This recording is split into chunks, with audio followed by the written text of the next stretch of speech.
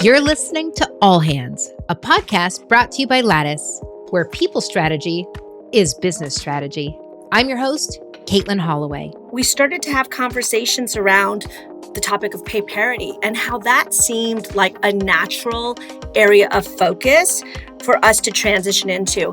And not only was it going to support our initiatives around diversity and inclusion, specifically as it related to women, but that it generally made good business sense. This week on the podcast, we dive into one of my favorite topics, pay parity. The concept is simple, right? Of course, we want everyone working the same job in the same location to be making roughly the same amount of money, right? Easy. But the reality is far more complicated than that. There were also these practices and processes that we have as a company that help to sort of support how you get to these pay decisions. Really starting to evaluate and look at those processes and start to ask ourselves, like, are these fair? Are these equitable? Only 32% of companies even analyze pay gap by gender, let alone race or other marginalized identities. But don't be discouraged. There's some great examples out there we can learn from. Adobe implemented a pay parity model back in 2018. 5 years later, their 28,000 employees continue to benefit from the standardized approach to pay. I sit down with Rosemary Arriada-Keiper, Vice President of Total Rewards at Adobe. She paved the way for pay parity at the company and continues to update, innovate, and adjust this model. And by sharing her learnings with us, I'm confident that we can bring more organizations into the pay parity club.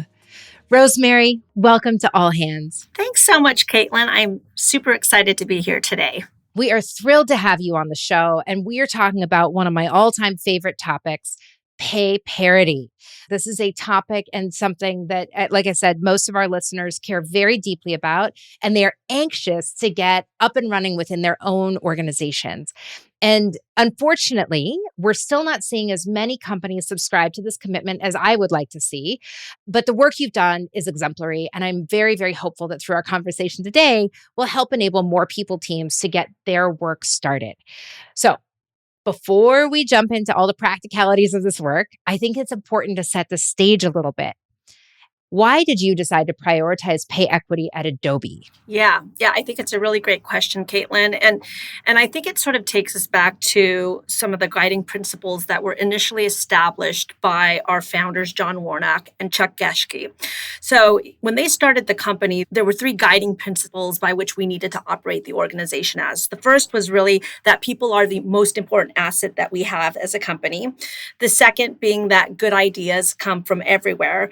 And that third, if you build a good company where you would want to work yourself, then you're likely to have really positive outcomes, right? And I think, 40 years later, we still, align ourselves to those guiding principles.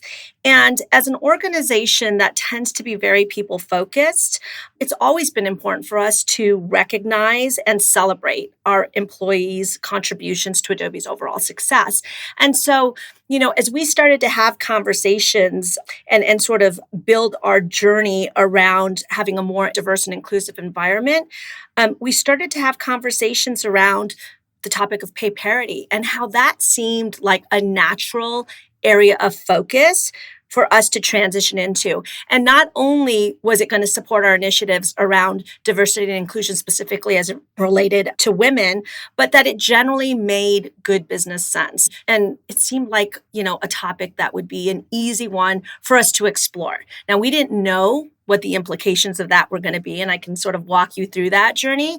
But it started off as a conversation. And one of the things that I will say is we had a lot of executive support as well. The CEO and the chief people officer at the time for Adobe also had a vested interest in really wanting to support these initiatives that we had. And so I think that also sort of paved the work for myself and my team to sort of be able to do the work that we needed to be able to do.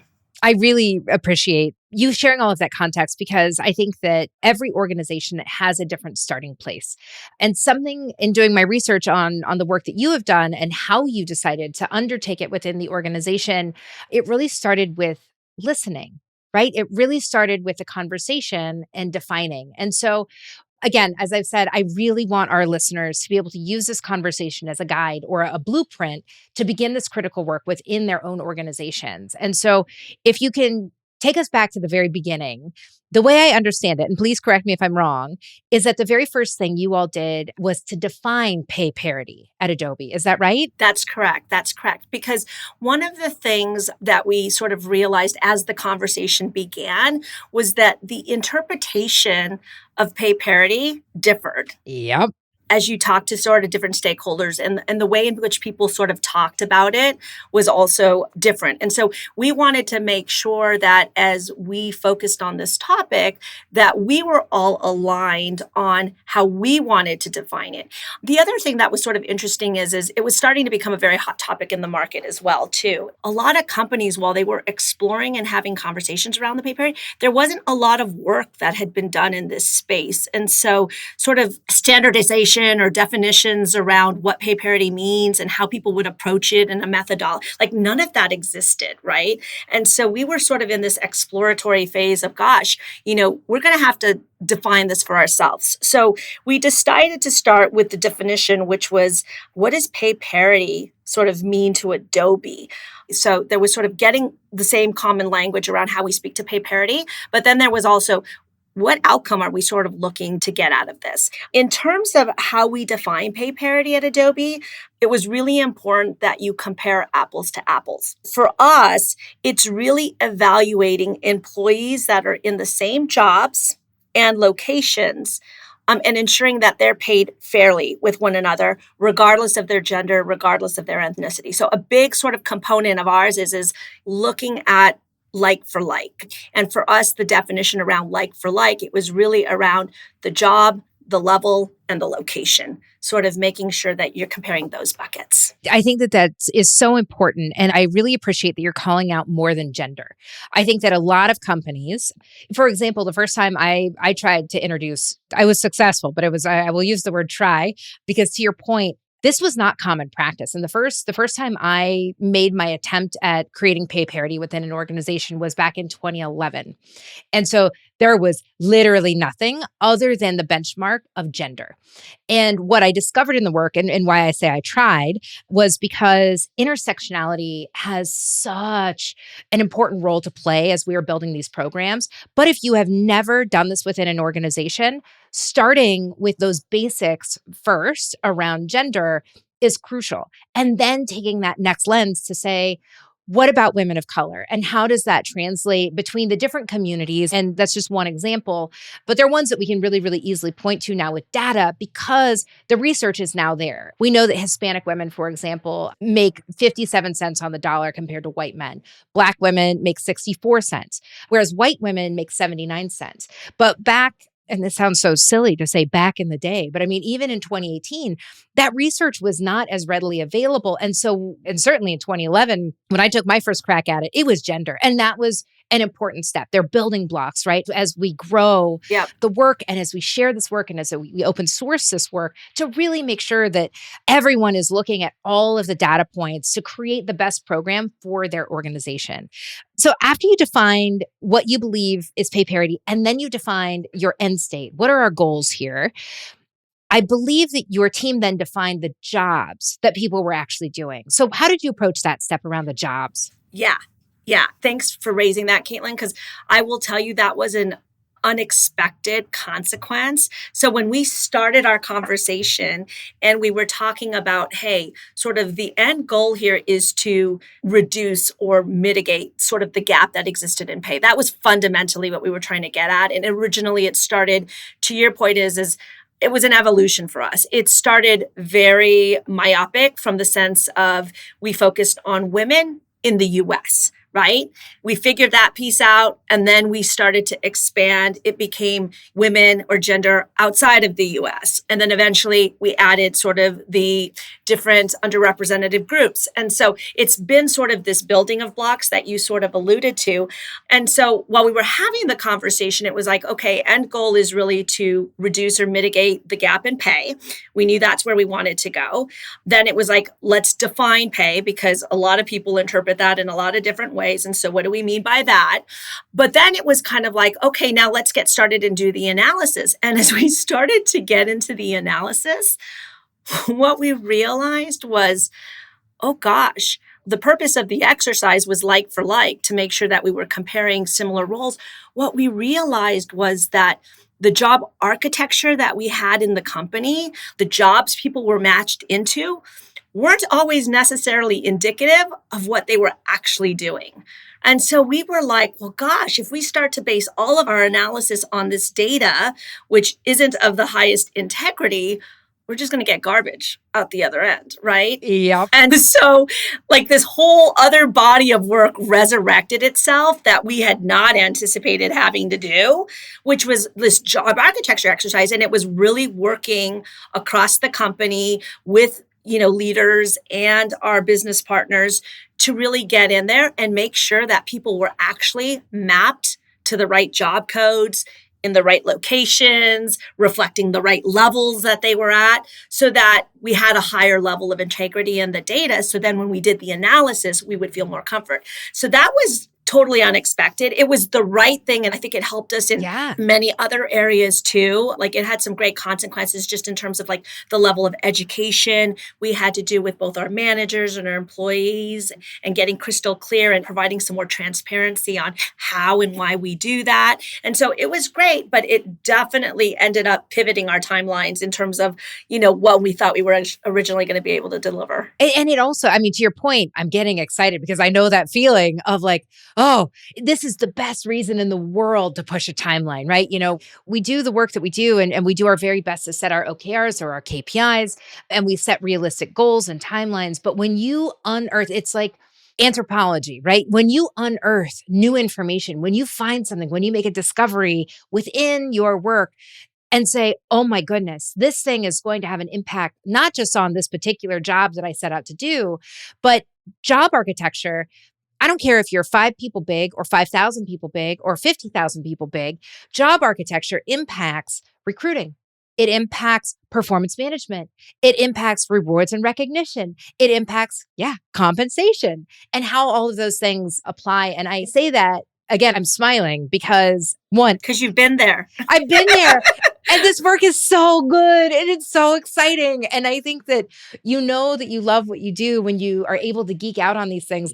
And now this is a question you may not want to share, and it's okay if you don't, and if you recall even, do you remember how far out you had to push your timeline? How much additional work did that push? Yeah, we ended up having to deal almost 2 years, because it was a massive re-architecting. So Adobe's process, just to give you a little bit of more insight, and I'm happy to share this stuff, we're pretty public about it, is so companies apply different sort of architecture to their jobs. Some use grades, where you take an amalgamation of different roles that are valued the same and you plump them into sort of structures. Or some companies take a discrete market approach. And so we take that approach, which is every single job at every level in every location within our company has a range associated with it. So we manage a lot of salary structures. So for us, and that's something that's sort of embedded. I don't know if it's because we're a technology company with lots of engineers, but they love the proximity to market data. And so we knew that we were not going to be able to sort of shift that.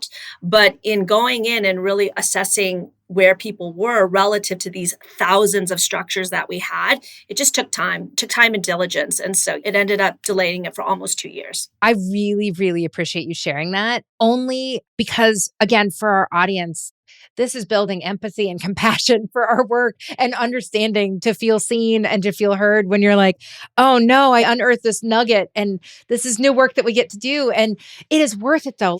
That investment, that 2-year push on the timeline, on that deadline, worth it. And for what it's worth, I also very much subscribe to the same practice of going to market. And yes, it makes it more complicated, but it really, when you are having those conversations, when you are looking in the whites of the eyes of your employees and you are describing your logic and you are unpacking it and you are being as transparent as your organization chooses to be, It's right there looking back at you and you're like, this is why we do it this way. Yeah, yeah. And I will say, I think on some level, we all knew going into this because it was sort of a path that had not yet been paved, that we were probably going to take some twists and turns along the way. Especially in our sector, everybody sort of wants everything yesterday. Oh, totally. And so it can be a challenge sometimes, right? But we did have a fair amount of support. And I think a lot of that was is people sort of understood. They understood that in order to get this right, we need to make sure that we were structured in the right way and that we were sort of doing the right comparisons. Absolutely. So you started with your shared language and making some very clear definitions around things, including your goals. Then you went into your job architecting and you standardized your pay levels, your bands, all of that good stuff.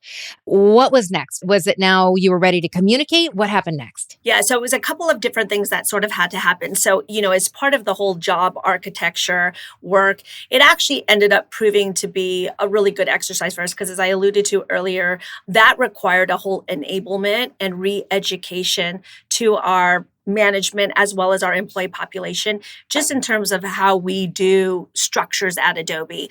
And as part of that, sort of educated people in how we come up with these ranges and how we make decisions around what people are going to be paid for given the work and the performance that they have. And so there was a lot of lead in that the infrastructure work really helped us to get to. So once we worked through all of that and we had the structures in place and we'd done all of this education, we were in a position to go out and do some regression analysis, right?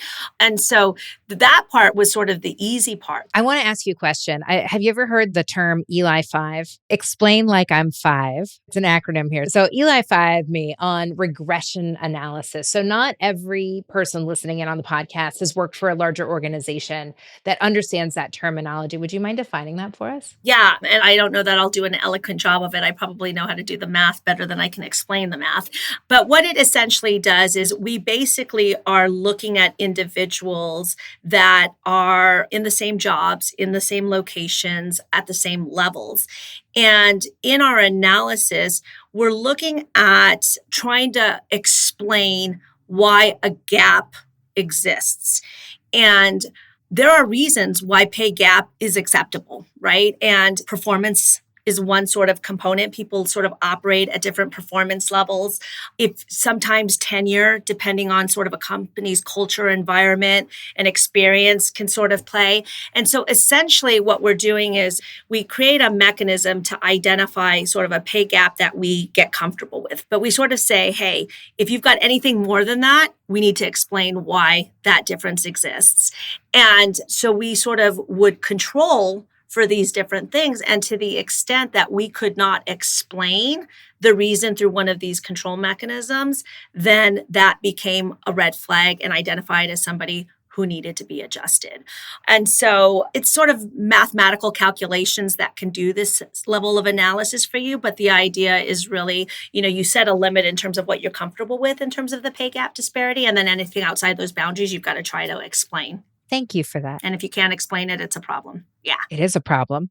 Then the big next topic of discussion for us became, so while we as an executive team were really aligned around trying to address this problem, what we didn't yet know is what's going to be the outcome of the analysis? What are the financial implications of this? And so there was a lot of conversation around how transparent do we want to be about the work that we're doing in, because there are all of these downstream implications to this.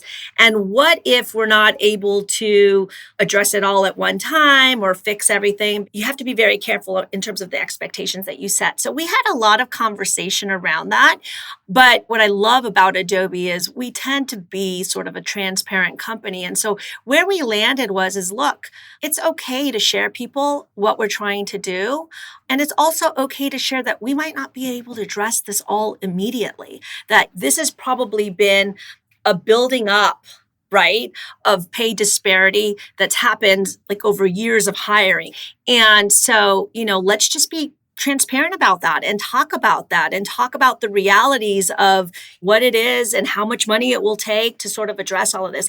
And so it was really good to get that. And so I think from the very beginning, it set a tone with our employee population that we're sort of committed to addressing this. And And we sort of shared that, like, we're not going to have all the answers right away. And there's going to be, things that, we may or may not be able to act on immediately. At the time, I was kind of like, oh, crap, I really didn't know what the outcome was going to be. And so we ended up, and again, I'm trying to remember from way back in 2018, but if we sort of think about the analysis that we did, it was the US only.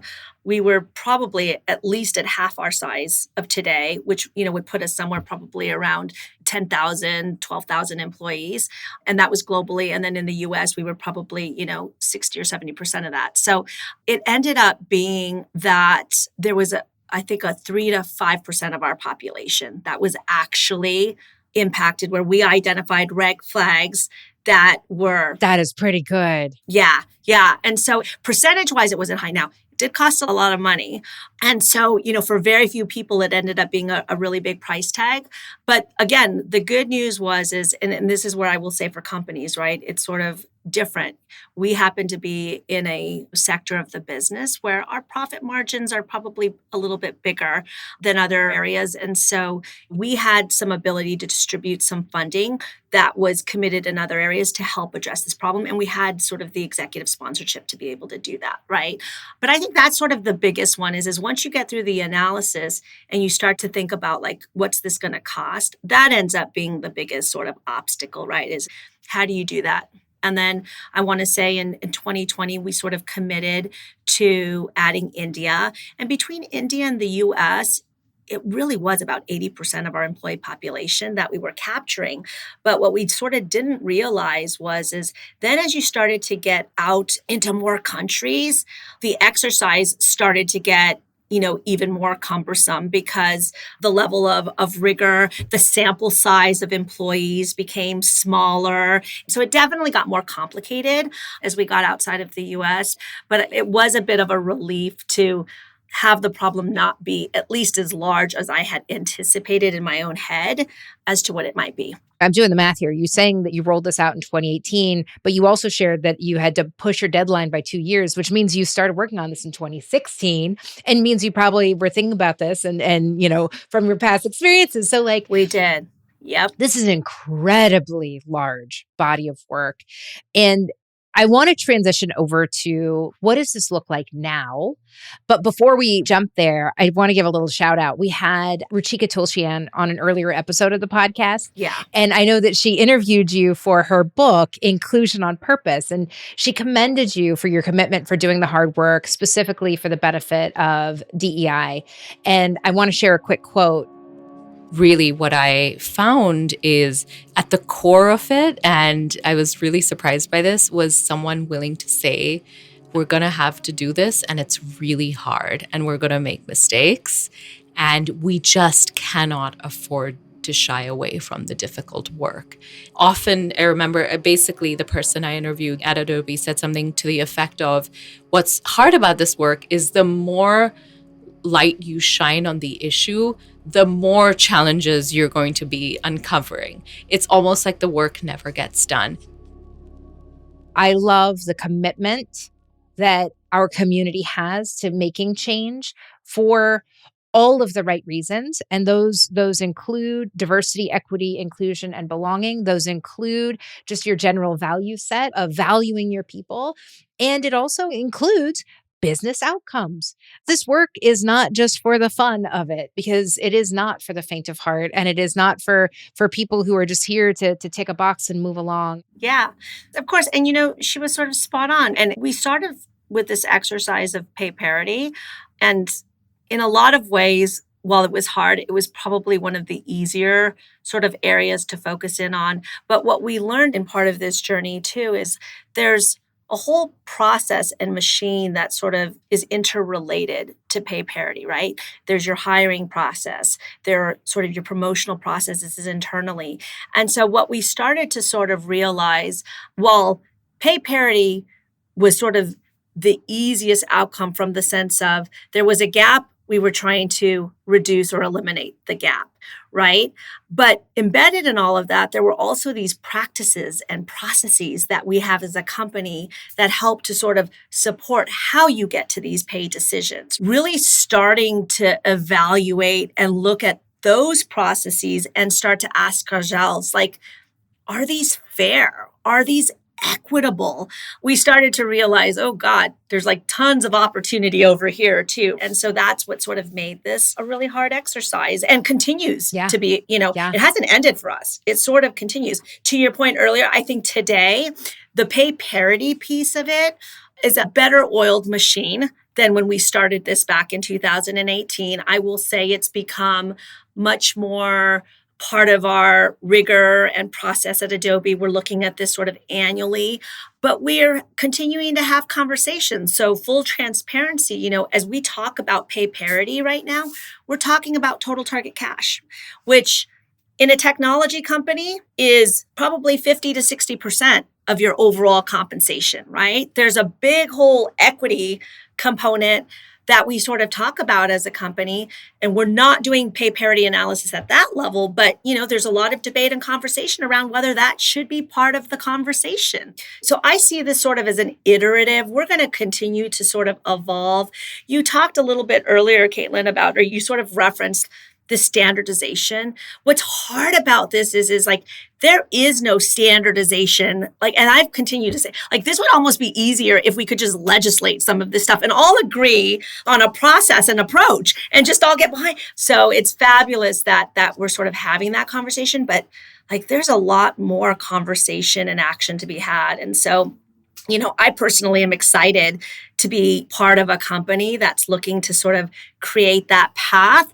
I just hope we can get more and more companies on board, because I do think at some point in time, some sort of standardization around this would be really great. Well, I could not agree more. And I think the only way we do that is by highlighting and showcasing the work that we're all doing.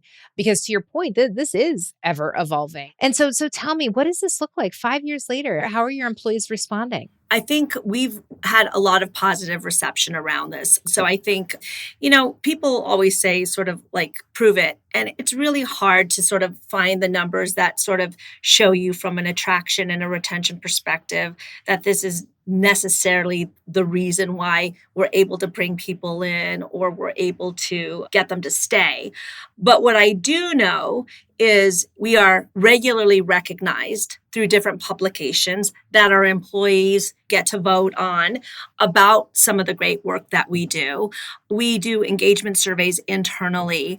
And while pay always comes up for a reason as to why people consider leaving the company, it's never about the quality of how pay is determined, right? Our data is more around, hey, do I think I can get paid more somewhere else? So I think we get a lot of this sort of sentiment from our employees around the value that this sort of brings. It fosters a level of trust. And when I sort of started alluding to early on, we literally had a group of data scientists as my team was preparing to embark on regression analysis that were like, hey, we're happy to look at your methodology and approach and make sure that it's sound and it's, and they actually did. I mean, we didn't let them play with the actual data, but we did sort of let them have conversations with us and explore sort of our algorithms and the formulas and the things. And so it sort of, I think, just created this level of trust that we were trying to do the right thing. And so I think the outcome has been really great for us in the end. Do I think we have some greater opportunities? Yeah, I talked a little bit about equity before, and that's a big part of our compensation. We need to sort of continue to iterate on that. The other thing that I will be fully transparent and candid about is, with the level of hiring that we do in this company. And, now is probably not a great environment, but if we sort of look back at the last 5 to 10 years, we do a lot of hiring on an annualized basis. And that's a lot of new people that you're bringing into the system. And so every time you're sort of doing the annual analysis, it changes the output. And one of the things that we started to see is because you're dealing with this very competitive market, right? And sometimes you're having to do really crazy offers. It was starting to have an impact on the internal parity stuff. And so our single biggest driver that we found year after year of doing this analysis is the hiring element of it.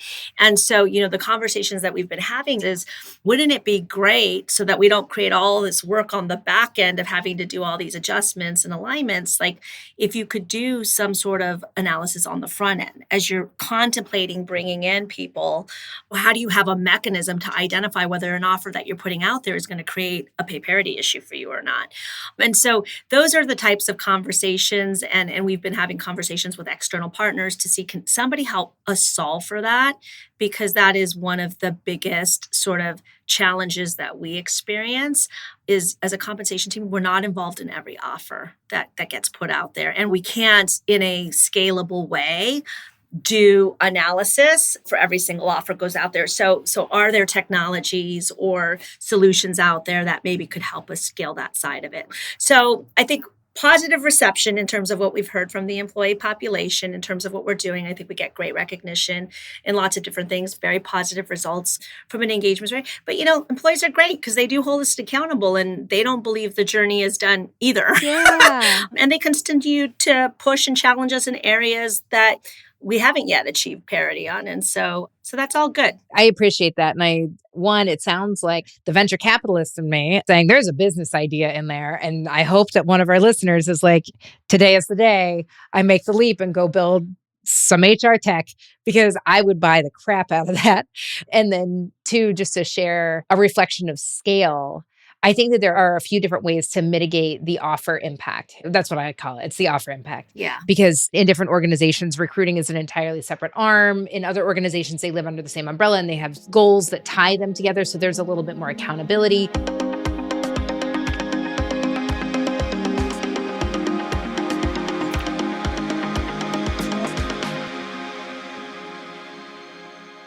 Are you ready for rapid fire? I am. All right, let's line them up.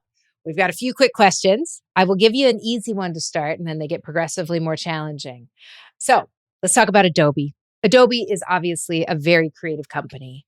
What is your favorite way to express your creative self? Is it regression analysis? No, it is not. Storytelling. I love that. And how do you express that in your life? I love to tell stories. I'm full of sort of analogies in terms of like explaining how we do things or what we do. I also enjoy writing quite a bit. I sort of keep a journal. And so for me, it's really sort of documenting and narrating. I love that. Okay, switching gears slightly, but this work, as we've talked about, is really, really hard.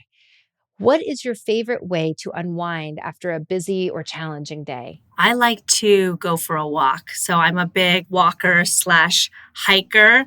And one of the things that I love to do is put on my headsets, head out the door. And oftentimes I listen to a variety of different podcasts. So going for walks or hikes. What is one thing on your desk that you see that brings you joy? Oh, on my desk, a picture of my family. Perfect answer. When was the last time you were deeply proud of something you've accomplished? Probably a week ago. So my son just graduated from the University of Michigan, and he is going to be an employed and fully contributing member of society. And we consider this, and he's a very good kid. So we consider this to be like amazing. Congratulations, Mama. That is a huge accomplishment. Congratulations to you and your son and your family. Thank you. And again, just thank you so much for joining us here on the show today. Thank you so much for sharing all about your work, your team's work. I genuinely hope that our listeners walk away from this ready to take pen to paper and bring this to life in their organization. So, Rosemary, thank you so very much for being generous with us. Please, please keep leading authentically. Thank you so much, Katelin. I really appreciate you guys having me. This was really fun. Thank you so very much for joining me on this week's episode of All Hands. I'm your host, Katelin Holloway. Follow All Hands wherever you get your podcasts so you never miss an episode. And if you like the show, tell a friend about us or give us a shout on social. This podcast is brought to you by Lattice. Learn more about how Lattice helps companies deliver great business results with smart people strategy at lattice.com. Find us on Twitter at LatticeHQ. All Hands is produced by Lattice in partnership with Pod People. Special thanks to our production team, Christine Swore, Annette Cardwell, Rachel King, Amy Machado, Hannah Pedersen, Danielle Roth, David Zwick, Carter Wogan, and Michael Aquino. I'll see you next time on All Hands. Until then, my friends, please keep leading authentically.